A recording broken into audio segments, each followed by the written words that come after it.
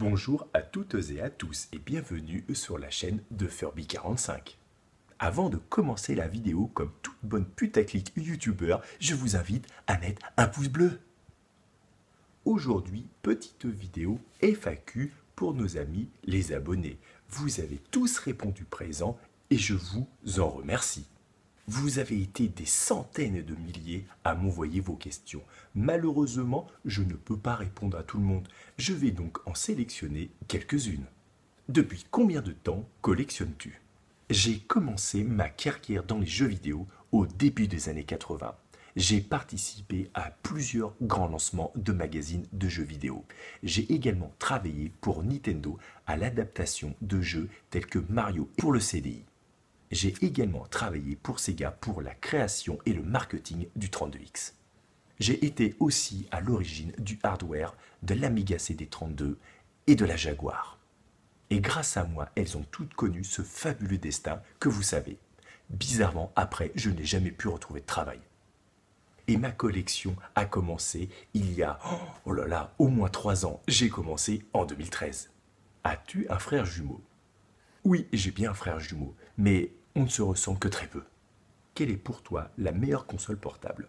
Sans hésitation, c'est la Nintendo DS. Quel est ton meilleur jeu sur cette machine? Mon meilleur jeu sur cette machine, c'est un jeu qui exploite pleinement les capacités graphiques. Vegas Casino. Très très bon jeu. On y fait tourner les petites billes. Vous voyez, oula, c'est magnifique.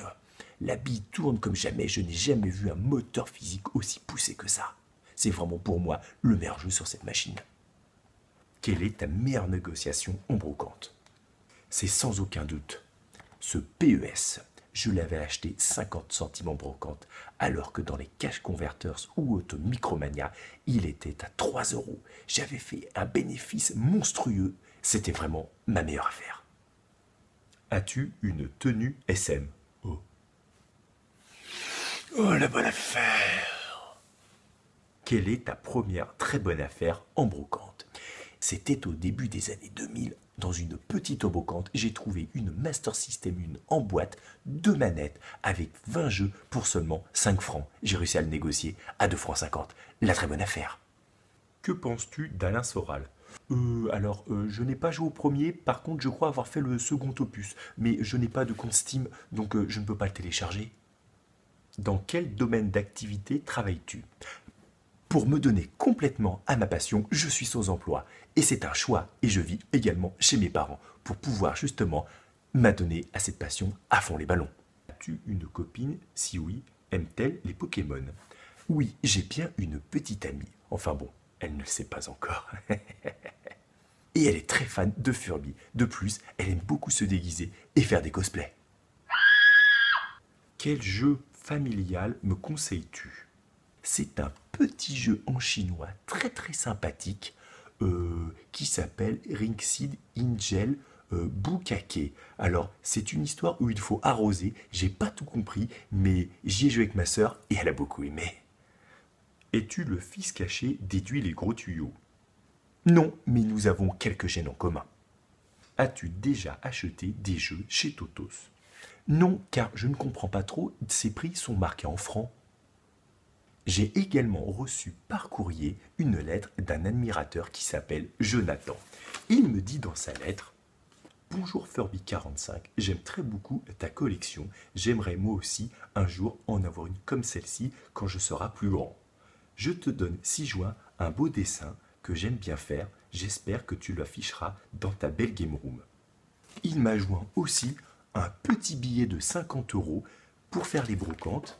Et il m'a offert, la belle affaire, un magnifique jeu Fort Boyard en état flambant neuf. Il sent bon la menthe, il est en très très bon état, je vais l'exposer. Et voici le très beau dessin de Jonathan. Écoute-moi bien Jonathan, ton dessin, je vais le prendre et je vais le mettre à la poubelle. Que penses-tu des petites boutiques indépendantes? Je ne vais pas trop dans les petites boutiques indépendantes. Les seules que je connaisse, c'est Carrefour et Auchan. Ils ont un petit rayon rétro. C'est les seuls indépendants que je connais. Pourquoi as-tu commencé à faire des vidéos? Alors très honnêtement, à la base, c'est que je n'avais plus une thune pour faire les brocantes. Et je me suis dit qu'en faisant des petites vidéos de merdouilles, j'arriverais à avoir plein d'abonnés et voler l'argent des abonnés pour m'acheter plein d'autres jeux. Quel est le plus grand titre pour toi sur Mega Drive?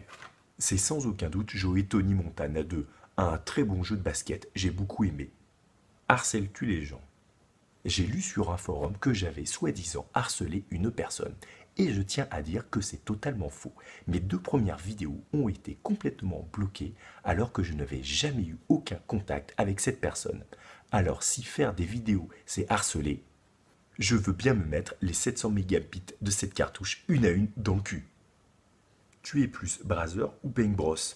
Je préfère les petits indépendants français comme Pascal B.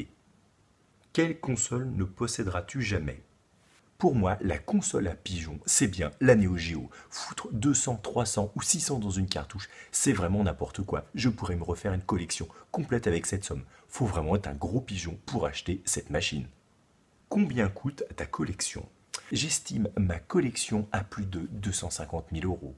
J'ai la full set PS Vita, en sachant que j'estime le minimum des jeux à 50 €, il y en a 80. Ça fait déjà au moins 80 000 € de jeux PS Vita.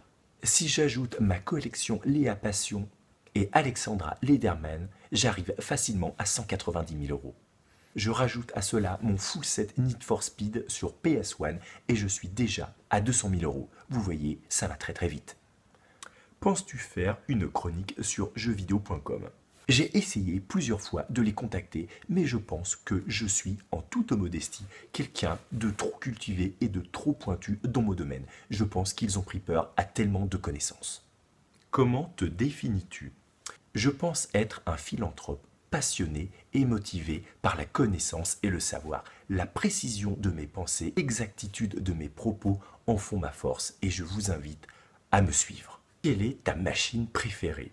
Pour moi, la meilleure machine qui n'a jamais existé, Bust Ever, c'est la Atari GX 4000. Avec des capacités graphiques à ne rien envier à la Mega Drive ou à la Super Nintendo, pour un prix bien inférieur, seulement 690 francs. Et moi, ce qui compte le plus dans une console, c'est bien le prix. Quel est ton meilleur souvenir sur cette machine? Le jeu qui m'a le plus marqué sur cette machine, un jeu qui m'a fait vivre d'intenses émotions, des graphismes à couper le souffle, un scénario digne d'un grand film et des musiques orchestrales, c'est bien sûr Ploting. Ploting, un petit jeu de casse-briques qui ne paye pas de mine, mais qui vaut son pesant de cacahuètes. Oh, quelle histoire, je ne m'en suis jamais remis. Quel est ton jeu le plus rare? Je pense que mon jeu le plus rare est un jeu d'une vieille génération. C'est Un Indien dans la ville.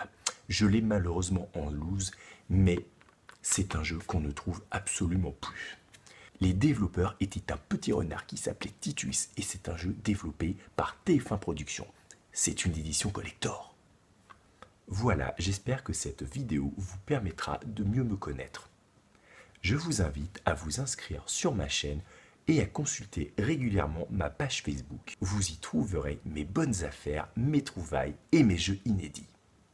Je vous remercie très bien et à très vite.